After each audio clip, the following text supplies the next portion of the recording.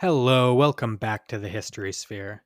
What you're about to hear is part 25 in my ongoing series on the decline and fall of the Soviet Union. It's my intention for each of these episodes to stand on its own, but this is a series for a reason, and I think the story is even better with the full context. So if you want to get that full context, those earlier episodes are available to go back and listen to in the same place you found this one. Last time, on the History Sphere, I discussed the treatment of various religious groups in the USSR by the officially atheist state. This week, I will discuss the history of Afghanistan, setting the stage for multiple episodes on the Soviet-Afghan War. This is The End of History, Part 25.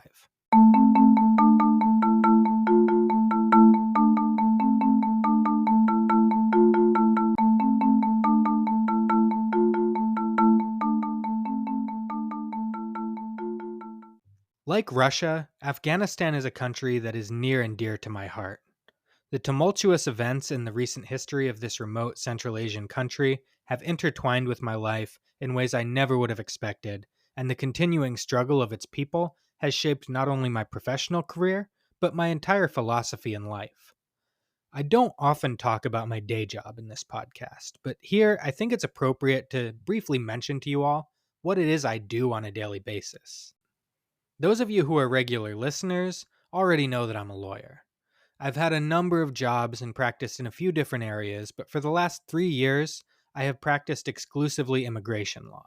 And for the last 2 years, I've been working for a nonprofit organization helping U.S. allies from Afghanistan and their families to obtain lawful status in the U.S., following the disastrous military evacuation that took place there 3 years ago. This work can be very rewarding, but it's also often frustrating, especially in the face of what I call callous incompetence, as politicians from both parties have consistently failed to act in the best interest of people who risk their lives to support our military mission in Afghanistan. The 24-hour news cycle is fickle, and the public often has a short attention span. There was a lot of sympathy for Afghan allies back in 2021. But when it comes up in conversation now with people who don't, as I do, work in the field, they're often surprised to learn that this is still even a thing. Many people think the evacuation was 3 years ago, so surely those people we brought here must be all squared away by now. After all, it isn't even in the news anymore. But the struggle continues. I say all this to point out that the struggle of the people of Afghanistan is not an abstract concept to me. I see them every day, I interact with them, I hear their stories, and I try to help them. The struggle is not a new one either. That disastrous 2021 evacuation was the culmination, and as of right now, seemingly the last act in an armed conflict of over 40 years in Afghanistan. Having lasted for 20 years, the US war in Afghanistan is our country's longest war. But what many Americans don't fully understand is that when we went into Afghanistan, we were intervening in an existing conflict that had already been going on for more than 20 years. An understanding of the history of Afghanistan and the origins of this conflict could not be more relevant to our world today.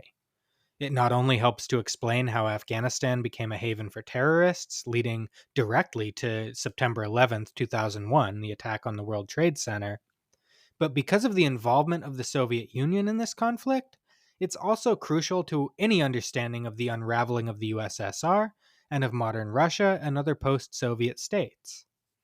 Prior to the attacks of September 11th, 2001, I had never heard of Afghanistan. I've talked about my experience that day on this podcast before, the shock, the visceral anger, and the uncertainty of my country being plunged unexpectedly into war. And I related it at that time to the experience of the Soviet people when they were attacked by Nazi Germany in 1941. One of the key differences, which I pointed out at the time, was simply the scale of the attack. The Nazi attack on the Soviet Union was immeasurably bigger. Another difference, which I didn't talk about at the time, was that the USSR had a clear enemy, and the response was clear. They would go to war with Nazi Germany, a war that they had to win for their own survival. In the aftermath of 9/11, as the September 11th, 2001 attacks came to be colloquially known in the United States, part of the frustration was that we all knew we were at war, but none of us knew with who. There was a feeling that we had to strike back, we had to get revenge, It was palpable. It was in the air. It was everywhere. I think everyone who lived through that time in America remembers it. It's hard to put into words. Everyone wore flag pins to school, patriotic music was everywhere.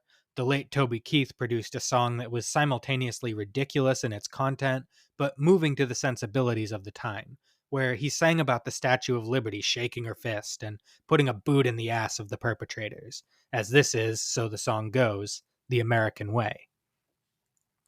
To this day, that song, courtesy of the Red, White, and Blue by Toby Keith, is something of a guilty pleasure for me. I fully recognize how absurd the lyrics are, but it nonetheless evokes an emotional response from me because it speaks to how I felt at that time. And I think most people felt the same. Maybe not about the song, that's a matter of personal taste, but about the situation we found ourselves in as a country. We were attacked, we rallied around the flag, and we simply had to go to war somewhere. There was not a force on this planet that could have stopped that from happening. When it was revealed that Osama bin Laden and his Al Qaeda network were responsible for 9/11 and that he was being protected by the Taliban regime in Afghanistan, who refused to turn him over, we had our target. As I have delved into my research on the Soviet Afghan War and the history of Afghanistan generally, I've often remarked that I wish some of the people in my government had read some of this stuff before we went into Afghanistan in 2001. In the big picture, the strategy employed by the United States in Afghanistan was not all that different from the one employed by the Soviet Union, and with similar results. They could control the urban areas and dominate the battlefield with overwhelming firepower, but the countryside and Afghanistan's rural population remained elusive. The guerrillas stood no chance in a straight fight, so they simply didn't have one. They would chip away little by little at enemy morale and then simply melt away into the mountains, blending in with a local population that largely supported them. As an Afghan friend of mine once told me, in Afghanistan, the Americans could set up roadblocks during the day, but the Taliban ruled the night. In my opinion, the United States went into Afghanistan without a proper understanding of its history or culture. I think there was a certain amount of hubris involved. There was an assumption that our ideology and the system of government we brought with us was so superior to that offered by the Soviets that we would be accepted by the population where the Soviets were rejected. But Western liberal democracy was as foreign a concept to the people of rural Afghanistan as communism was. And though, as my own work attests, it was accepted by some, it was rejected by more, often violently so. Like about half the countries in the world, the borders of modern Afghanistan were drawn by the British in the 19th century in a way that was expedient for their imperial interests at the time, but without regard for the ethnic, linguistic, or cultural concerns of the people who lived there. But despite the fact that the concept of Afghanistan as a state within its modern boundaries is relatively modern, the various peoples who live there are among the most ancient cultures in the world. When Alexander the Great invaded the region in 330 BC, he encountered and fought with many of the tribes that still make up a large portion of the population today. The Greek historians who chronicled Alexander's campaign in the region wrote extensively of the Pashtuns, who are Afghanistan's largest ethnic group today, as well as the Persian-speaking people of the region who, though they were not yet known as Tajiks, likely constitute the ancestors of Afghanistan's modern Tajik population, the Persian-speaking group that is the second most numerous ethnic group in modern Afghanistan. Afghanistan's third major ethnic group, the Hazaras, are not mentioned in these ancient Greek sources, and it's likely that their ancestors migrated to Afghanistan later. According to their own local legend, the Hazaras are descendants of the Mongol tribesmen who conquered the region of Afghanistan in the Middle Ages. Archaeological evidence has not been found to really support this theory, and the available DNA evidence suggests some link to the Mongols, but it also suggests that the origin of the Hazara people is significantly more complicated. Other smaller tribes and ethnic groups that are present in Afghanistan today were also present there in ancient times and discussed in the Greek sources, including the Nuristanis. It's not uncommon to find modern Nuristani people who bear distinctly European genetic features, like blonde hair and blue eyes. A Nuristani friend of mine once told me that their local tradition holds this to be the genetic legacy of Alexander the Great and the Hellenistic era, something that remains a source of great pride among many Nuristanis. I cannot say whether the prevalence of Eurotypical genetic traits among some Nuristanis actually has any connection to Alexander the Great, but it almost doesn't matter whether it's true. It's what they believe about themselves. Those with only a passing knowledge of Afghanistan's history will often refer to it as the graveyard of empires, and cite the common myth that it's where empires go to die, that nobody could successfully conquer and hold Afghanistan, going all the way back to Alexander. But the actual facts of Alexander's conquest and its legacy contradict this notion. Struggles in Afghanistan had almost nothing to do with the fracturing of Alexander's Macedonian Empire, and when that empire did break up, modern Afghanistan was at first part of the Hellenistic Seleucid Empire. And when the region did declare independence and break away from the Seleucids in about 250 BC, it was not some nativist nationalist movement to kick out the occupying Greeks, but rather the local Greek ruling class breaking away to form what has come to be known as Greco-Bactria. The Hellenized Greco-Bactrian kingdom would continue to rule from their capital in what is now northern Afghanistan for centuries. And even after this Hellenistic state ceased to exist as a political entity in the 1st century AD, subsequent non-Greek rulers in the region would continue to mint coins with Greek writing, suggesting that the ruling elite continued to speak Greek and identify with Greek language and culture well into the early Middle Ages. It was not until the Islamic conquest of the region, beginning in the 7th century AD, that Greek would be supplanted by Arabic as the language of the ruling elite. The coming of Islam to Afghanistan was a process and not an event. Parts of western Afghanistan were first occupied by Muslim armies with the Arab conquest of the Sassanid Persian Empire in the mid-7th century. But it was not until the 9th century that Kabul and regions of eastern and northern Afghanistan came under Muslim rule. Even as areas of Afghanistan came under Muslim rule, everyone did not immediately convert to Islam. Contrary to popular myth in the West, Muslim armies almost never practiced conversion by the sword, and while conversion to Islam was encouraged and rewarded in areas under Muslim sway, unlike their Christian contemporaries in Europe, the Muslims were tolerant of other religious practices, at least relatively so. Small communities of Christians and Zoroastrians thrived in Afghanistan for centuries after the Muslim conquest, and Afghanistan had a thriving population of Persian Jews well into the 20th century. More remote tribes in the mountains were fiercely independent and also resisted conversion to Islam for centuries. The Nuristanis, for example, continued to practice a sort of hybrid version of Hinduism merged with local traditions until most of them were eventually converted to Islam in the late 19th century. It's fair to say, however, that with notable exceptions here or there, Islam had taken firm root in Afghanistan and was the predominant religious and cultural force in the country by the High Middle Ages. Today, it's almost impossible to conceive of Afghanistan without Islam. The religion is inextricably linked to the national identity.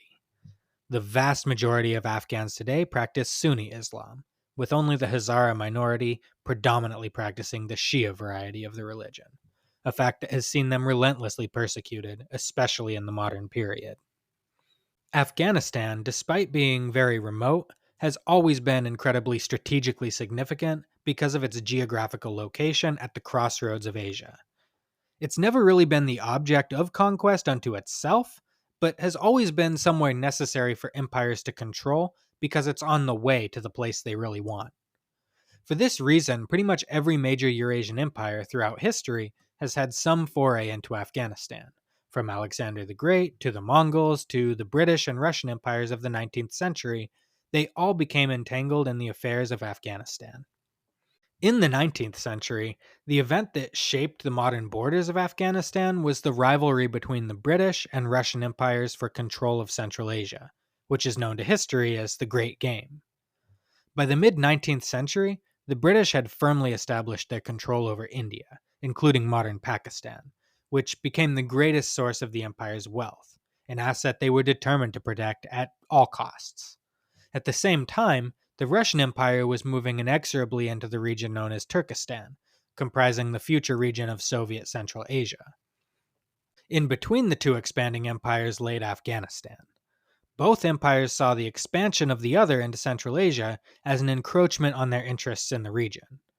Neither necessarily wanted to directly confront the other in open warfare, So rather than continue to expand right up to the border, they sought to maintain a buffer zone, or a sort of independent no man's land in between the two empires, and they jockeyed for position to exert more influence in that buffer zone. The countries caught in that no man's land were Persia, Tibet, and crucially for our story, Afghanistan. This struggle to indirectly control Afghanistan first came to blows in 1838 with the First Anglo-Afghan War. Following the rapid disintegration of the Durrani Empire, which had held sway in Afghanistan through the 18th century, a new emir rose to power in the region, a Pashtun tribal chieftain named Dost Muhammad Khan. Dost Muhammad seized control of the Ghazni province in southeastern Afghanistan in the early 1820s and added Kabul, the most populous and wealthy province in the region, to his domain in 1826. In 1834, he led a successful military campaign to take control of Jalalabad and Kandahar, leaving him in control of most of the predominantly Pashtun lands of Afghanistan. He then turned his gaze towards the predominantly Pashtun lands of the Peshawar Valley in modern-day Pakistan, which had only about a decade or so earlier been seized by the Sikh Empire. The British, though they had not yet incorporated this area into their Indian colony, had designs on it, and they had no intention of allowing this young Pashtun upstart to continue to expand his empire at the expense of their grand design. Thus, the British East India Company, which ruled India as a proprietary colony in the name of the British Crown, decided to invade Afghanistan and replace Dost Muhammad with a different ruler, one who would be their creature and do their bidding. Back in London, the Duke of Wellington, the great statesman still revered in Britain for his victories over Napoleon, rose in the House of Lords to denounce the invasion, calling it stupid, and stating that the force would be able to enter the region readily enough, but would have a much harder time holding it. His words proved prescient. The British Army, dubbed the Grand Army of the Indus, departed India on October 1st, 1838. I'm reminded of the description in American history of the army of British General John Burgoyne, marching from Montreal towards Saratoga with a full kitchen staff, complete with a broad selection of expensive wine and brandy during the American Revolutionary War. It seems like whenever a British army marches toward catastrophe, they do so in style. When the British departed India, one regiment's officers brought their fox hunting hounds in tow. Another dedicated 2 camels just to carrying cigarettes. Across the army, some junior officers were accompanied by as many as 40 personal servants. Though the army itself consisted of probably less than 30,000 officers and soldiers, it was accompanied by at least twice as many servants, laborers, and camp followers. Most of the ordinary soldiers were Indians recruited locally, led by British officers, though there were a few regiments of British regulars accompanying the expedition as well. The Afghan force they faced off against was quite a bit different. The Afghans had no professional standing army, instead relying on a form of feudalism to raise their armies. Essentially, the various tribal leaders who had sworn allegiance to Dost Muhammad assembled their own local forces and marched them off to congregate an army made up of dozens of smaller localized forces. None of these men were professional soldiers, though many of the tribes spent a great deal of time when there was no foreign enemy fighting each other, so a lot of them did have something in the way of military experience. The majority of the tribes that owed allegiance to the Khan were Pashtun, though not all of them. Dost Muhammad's army also included detachments of Tajiks, Hazaras, Uzbeks, and others. The men who answered the call to arms brought their own weapons. Afghanistan is a little bit like the Texas of the Islamic world. It's mostly rural, very conservative, and almost everybody has a gun. The guns they had at this time, however, were mostly obsolete matchlock muskets, similar to the kind used by European armies 2 centuries earlier.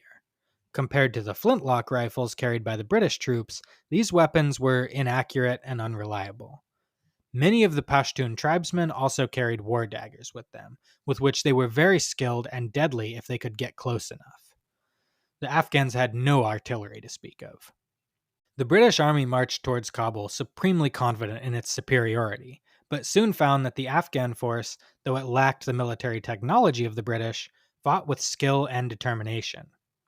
The Afghan army faced the British in open battle twice, and though they were technically defeated both times, they were able to fight the British to a standstill and withdraw from the field in good order.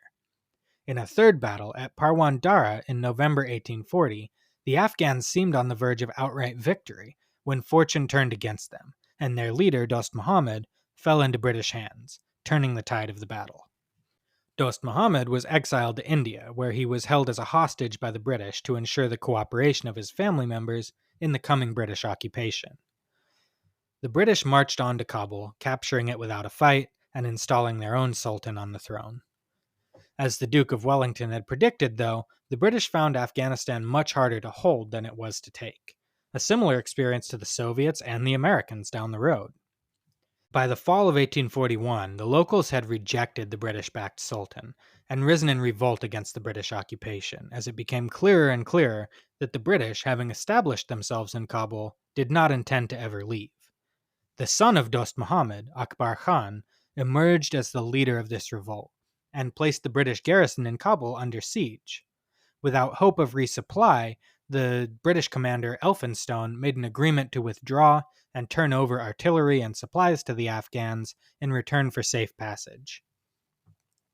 According to British sources, Akbar Khan made this agreement but betrayed the British, reneging on his agreement and ambushing the British after their withdrawal from Kabul. A British army of 16,000 was wiped out almost to a man. Only one man reached the British garrison at Jalalabad, less than 100 miles away. About 100 were taken prisoner, and the rest were slaughtered. The British did not take this humiliation lying down, and the following spring they raised a new army and sent it into Afghanistan, defeating Akbar Khan in battle twice, sacking Kabul, and rescuing the remaining captives. Rather than again attempt to occupy Afghanistan, however, after making their point, the British withdrew back to India and opted to resolve the war diplomatically. Following the peace, Dost Muhammad was returned to the throne of Afghanistan. His 2 years in British captivity actually left him relatively well disposed towards the British, as he was treated well. After seeing the superiority of British military technology, he was also convinced that though the Afghans had proven they could more than hold their own, a policy of hostility and regular warfare with the British was not in his country's interest. After the disaster, the British adopted a policy of avoiding direct conflict with Afghanistan for 40 years, leaving Dost Muhammad a free hand to expand his domain into the predominantly Tajik and Hazara regions of western and northern Afghanistan. Peshawar, however, would never be recovered, and it remains a part of Pakistan to this day. The British would again invade Afghanistan in 1879, achieving slightly better results. The death of Dost Muhammad in 1863 set in motion a struggle between his sons over the succession. His third son, Sher Ali, ultimately won and ascended the throne, but his nephew, Abdur Rahman, managed to escape the country into Russian-held Bukhara, where he was welcomed by the Russians as a potential rival claimant to the throne, a powerful negotiating chip. Because of this, the British were hypersensitive to any Russian moves to try and exert influence over Afghanistan. So when an uninvited Russian diplomatic delegation made its way to Kabul, the British demanded that they be allowed to send a delegation too. Wary of the British intentions, Sher Ali refused. The British worried that Afghanistan might go over to the Russians, and they presented an ultimatum demanding that their diplomatic delegation be allowed into Afghanistan. The ultimatum was refused, and both sides prepared for war. Sher Ali actually did turn to the Russians and ask for assistance, but the Russians had no intention of confronting the British over Afghanistan. They refused his emissaries' entry into Russian territory and advised Sher Ali to seek terms of surrender from the British. Sher Ali then suddenly fell ill and died on the eve of the British invasion, leaving the Afghan forces in disarray. The British made their way into Afghanistan, quickly striking at Kabul and easily capturing the Afghan capital, forcing Sher Ali's son and successor, Yaqub Khan, to sign a humiliating treaty, relinquishing control of Afghan's foreign affairs to the British, essentially making Afghanistan a British protectorate. Rather than accept this humiliation, the people of Kabul rose up against the British, forcing them to temporarily withdraw and prompting the British to send yet another army to recapture Kabul. Meanwhile, with tacit Russian support, Abdur Rahman, the grandson of Dost Muhammad, who had been living in Russian territory, crossed the border into Afghanistan and began rallying the local leaders of Afghanistan's northern provinces to his side. No longer trusting Yaqub Khan because they suspected he was complicit in the uprising, the British turned to Abdur Rahman, offering him the throne in return for his acceptance of the treaty they had signed with Yaqub. Abdur Rahman unexpectedly accepted this offer and became the new emir of Afghanistan. He agreed to cede territory in the south and east to the British and to subordinate Afghanistan's foreign policy to them, but in return, the British would withdraw all their forces from Afghanistan, their diplomatic presence in the country would be made up of Indian Muslims, and the British agreed not to interfere in internal Afghan affairs. Abdur Rahman went on to be remembered as the Iron Emir, and he was one of the most brutal and repressive rulers in the history of Afghanistan. The British were horrified, but stood by and continued to support him as he carried out a genocide against the Hazara people, the first of many. Abdur Rahman died in 1901 and was succeeded by his son Habibullah. Habibullah was a pragmatic ruler, often playing the British and Russians against one another as it suited his interest. He kept Afghanistan neutral during the First World War, despite entertaining offers from the Germans and Ottomans promising to free Afghanistan from British domination. He was assassinated by a political rival in 1919, plunging Afghanistan into further chaos. The throne was claimed by Aminullah Khan, the third son of Habibullah, from his second marriage, a claim that was disputed by his uncle Nasirullah. Nasirullah was the leader of a very conservative faction at the Afghan court, and so to counter this, Aminullah donned the mantle of a reformer, promising to modernize and democratize Afghanistan. Nasirullah was arrested for Habibullah's murder and sentenced to life imprisonment, but Aminullah also realized that he needed to placate the conservatives who supported Nasirullah, so he took a very anti-British line, promising to obtain full independence for Afghanistan. In May 1919, Aminullah took an unprecedented, aggressive, and very risky step by invading British India with an Afghan army of roughly 130,000 men. The gamble, however, paid off. The British were not only exhausted, but flat broke in the aftermath of World War I, and they had no stomach or money for yet another fight with Afghanistan. The British were quick to come to the negotiating table. They agreed to cede their control over Afghan foreign affairs, granting Afghanistan full independence, in exchange for the Afghans agreeing as a fully sovereign power to recognize the Durand Line, the modern border between Afghanistan and Pakistan, as the formal border with British India. The British made this agreement believing that Afghanistan would still be reliant on Britain for economic aid and military protection. They did not account for the foreign policy of the new Bolshevik state, that now held sway in Russia and would soon formally become known as the USSR.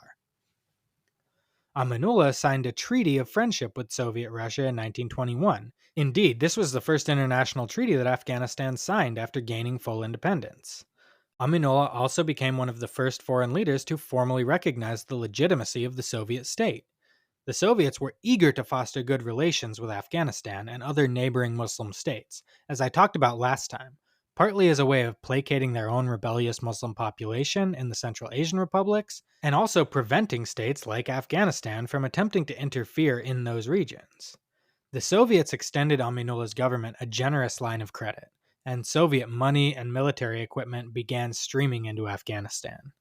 The fiercely anti-communist British did not like this, and relations with them soured, but the British had other concerns between the world wars, and they took no action, as in the span of only a few years, Afghanistan moved from being a full British protectorate to a close ally of the Soviet Union.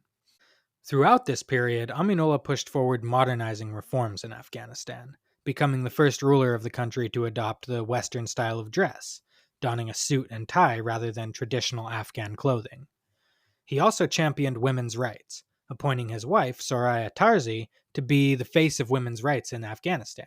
Queen Soraya adopted a Western style of dress as well. She did not just abandon the traditional veil, but she took part in discussions of public policy, and most scandalously for the time, she donned a sleeveless dress in her official portrait. All of these moves outraged the conservative and, let's just say it, extremely sexist tribal leaders, who were already strongly opposed to Aminullah's other modernizing reforms, preferring to revert to Afghanistan's traditional conservative Islamic ways. In January 1929, these tribal leaders, remembered to history as the Sakawists, raised the banner of revolt under the leadership of Habibullah Kalakani.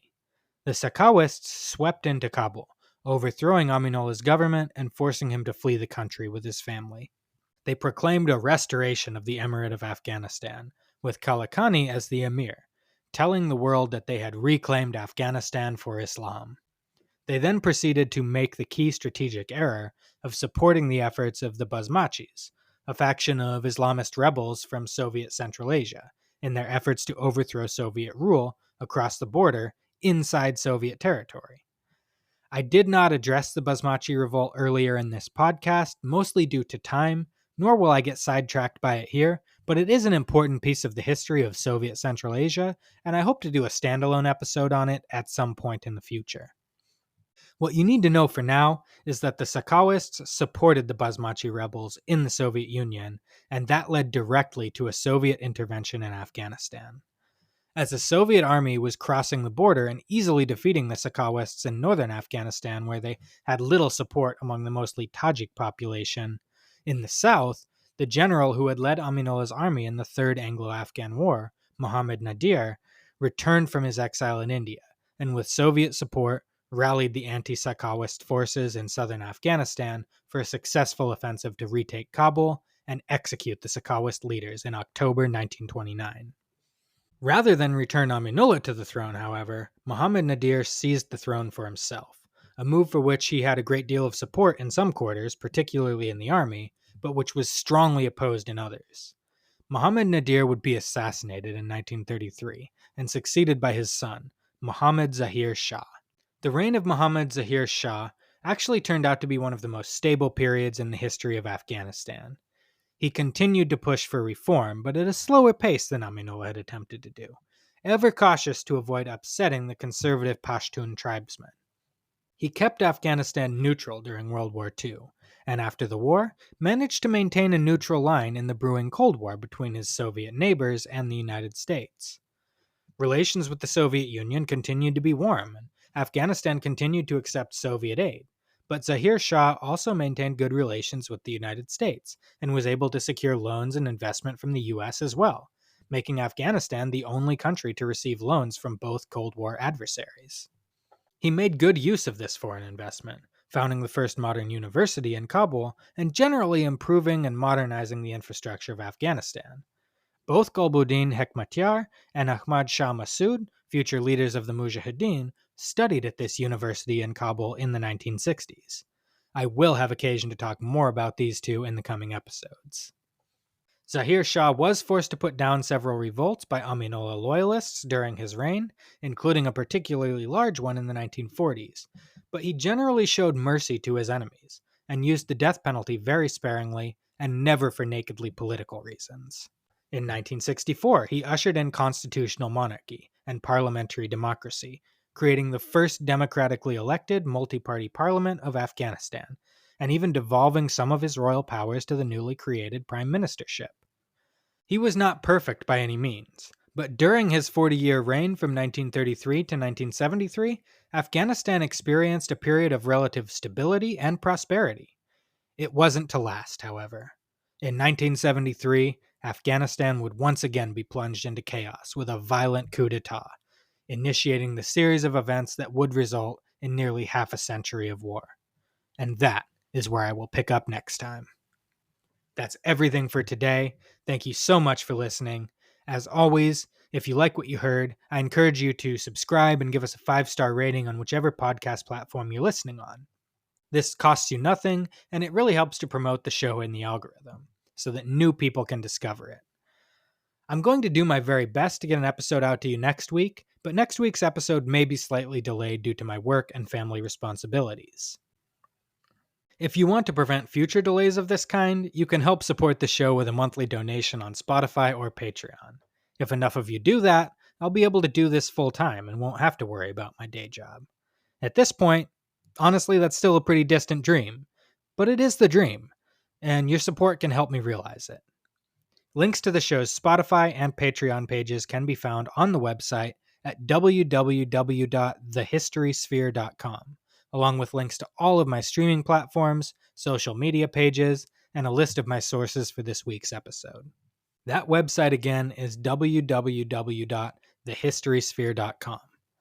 As always, I want to give a big thank you and shout out to those who are already supporting the podcast with monthly donations. Your support means the world to me, and it really helps me to keep this show going. Next time, on the History Sphere, I will discuss the series of events that led Afghanistan into civil war in the late 70s, culminating in the 1979 Soviet invasion of the country. Thank you so much for listening. Have a wonderful day.